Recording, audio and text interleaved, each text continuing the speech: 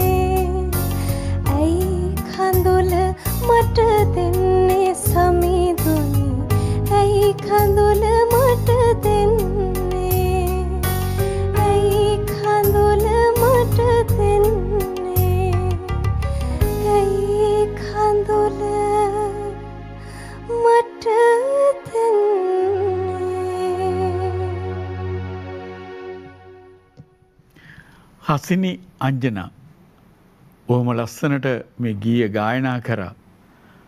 මට හිතෙනවා මේ දෙවියන් වහන්සේත් එක්ක ලොකු ප්‍රශ්නයක් ඇති වෙලා කරන ගායනයක් හා සමානයි. ඇයි කඳුල මට දෙන්නේ ස්වාමිනී? ඒක බොහොම ලෑන්විතයි. අපිට හිතා ගන්නත් බෑ ඒක අයියා වහන්සේ අයියා මට දෙන්නේ මෙහෙම දෙයක් දුකක් දෙන්නේ ඇයි කියන එකක්. ඉතින් ඒක මම හිතන්නේ මේ ගරු තිලකසිරි පියතුමා තමයි මේක නිර්මාණය කරලා තියෙන්නේ. යා පදමාලාවයි තනුවයි. ඉතින් බොහොම ලස්සනට ඔයාගේ ඒ ගායනය ලස්සනටම ඉදිරිපත් කරා. ඒක නිකන් ප්‍රශ්නයක් විදියක්. ඒ කියන්නේ මට ඇයි මෙහෙම කරන්නේ කියන එක. ඉතින් ඒකට ඔයා හොඳ සාධාරණයක් කළා. ඔයාට හොඳ හඬක් තියෙනවා.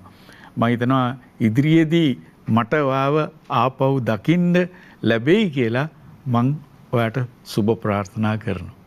Thank you sir. ජේසුස්